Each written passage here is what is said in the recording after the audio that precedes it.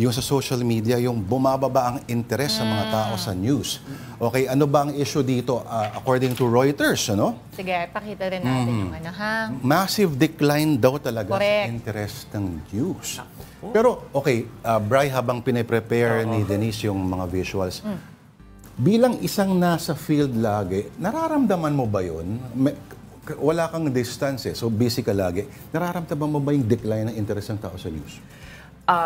If this is in the form, Lord, na yung pag nagtanong ka sa mga kaibigan mo, sa mga kamag-anak mo, tapos sasabihin na, ay sorry, hindi ako nanonood ng news kasi nag-streaming na lang ako, nanonood na lang ako ng video sa social media, then if that counts as parang disinterest, then yeah, may mga ganun talaga na talagang nagdi-disconnect na sila sa news because they find it depressing. They find it parang, you know, discouraging, demotivating. Kasi parang, kung sila daw yun, parang why would they spend time? Bakit pa sila mag-aatubiling manood ng mga malulungkot na istorya? Yung mga istorya na parang nakakadala ng pag-aalala. Diba? Kung pwede namang mag-good vibes na lang, manood na lang ng yung mga reels, yung mga short form videos na nakakatawa, nakakapagdala ng aliw. Mga pusang kumakanta, ganyan. Ayan. Tumatumbling ng mga tuta.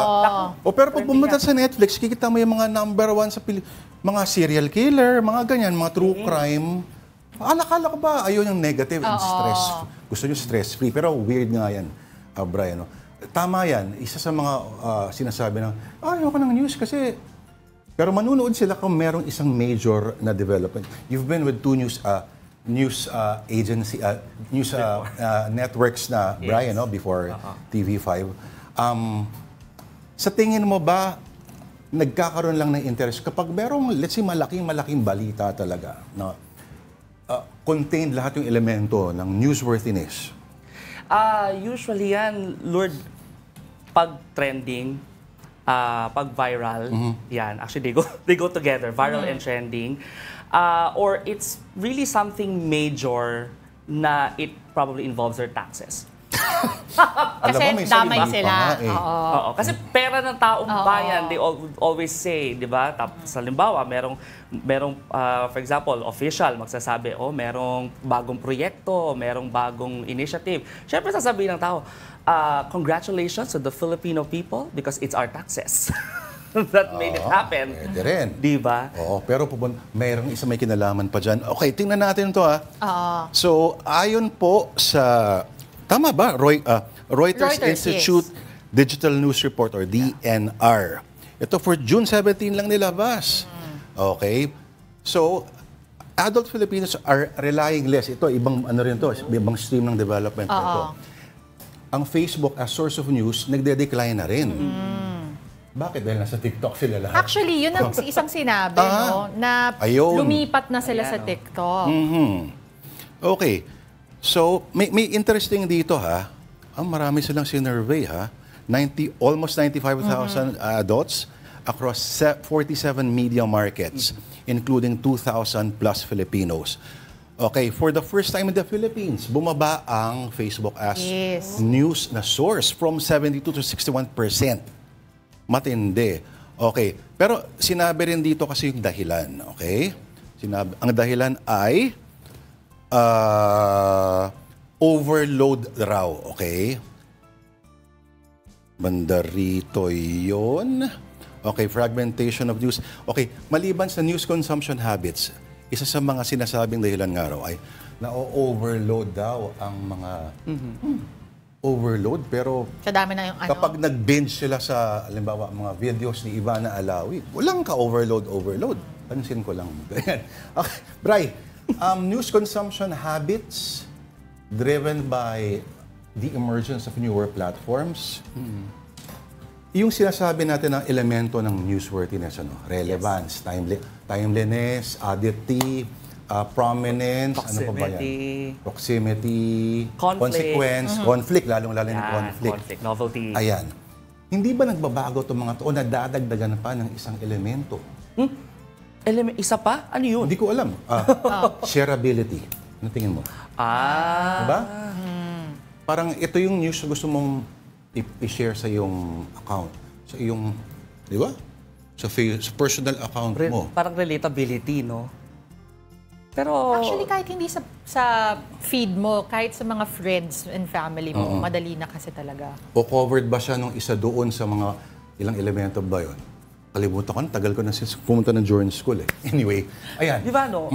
Although, yun nga, yung mga principles ng journalism, yung newsworthiness, and sa tingin ko naman, yung mga veterans natin sa newsroom ang magsasabi na kahit ano pa ang maging avenue ng pagbabalita, mapa social media man yan, traditional media, hindi nagbabago yung principles. Kasi nga, yun ang ating parang saligan whenever we go out in the field and gather information, kasi doon natin binabatay kung ito ba kakagatin ba to ng tao or ito ba pakikinggan ba to ng tao.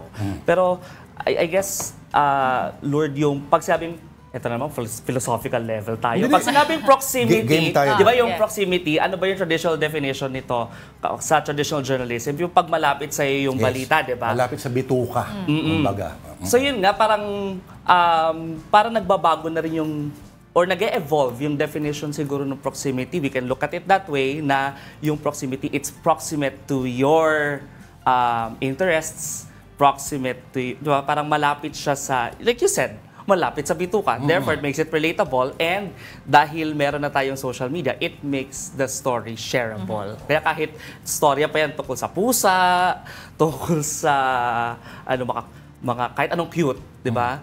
Parang hindi naman prominent yung tao. Hindi naman, halimbawa, kahit malayo pa yan, pero kung cute yan at nakaka-relate ka kasi cute yan, it's gonna be shared.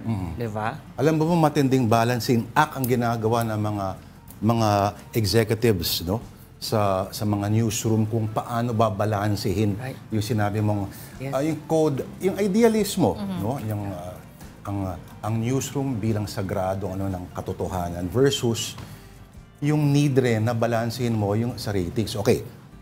Bago pa tayo pumunta ron, sa mga suplado na lagi umaangal, relevance. Anong kinalaman, anong halaga, bakit nagsisimula ang newscast ninyo sa dalawang lasing na nagsaksakan dahil nagbanggaan ng mga pedicab nila, halimbawa kunyari, or nagkaubusan sila ng iniinom nilang whiskey o ram, mumurahin, ganyan, di ba? Or biniro nung yung isa kasi parang ganyan, di ba? Anong kinalaman ko sa problema sa dalawang lasing? Sorry, pero yung proximity na yun ay hindi para sa iyong suplado ng middle class na intellectual, kundi para doon sa mga kauri din. Kadalasan, di ba? Yes. Oo. Kasi, halimbawa, yung mga issue ng mga nakawan ng mga tricycle pedicab na mas malapit yan sa buhay nila. Rather than you, snobby. Tigil na natin dyan. Saka diba, kung, of course, we will leave it to the executive producers of the shows kung bakit nga ba inuuna nila yung mga ganito klase story. Pero, a journalist friend of mine told me na, diba, kung ako, magulang ako, at napanood ko to sa TV, crime story, tapos nagkataon, nakatira pala ako dun sa area na yon. Diba, ako, magulang, yung anak ko, halimbawa, siyempre, paiiwasin ko dumaan dyan kasi gusto ko mag-ingat yung anak ko. So, medyo may konting element there of, awareness, making the people alert. Yon, parang warning. Ganon. Oo. Tapos, all over the globe daw, 60 plus countries, pinag-aralan to. 60 plus countries ang pupunta, ang boboto ngayon, kakaroon ng mga very important elections. That will change the fate of their particular governments. Kasi alam mo sa Europe, may shift na to the far right. May consequence din to the rest of the world.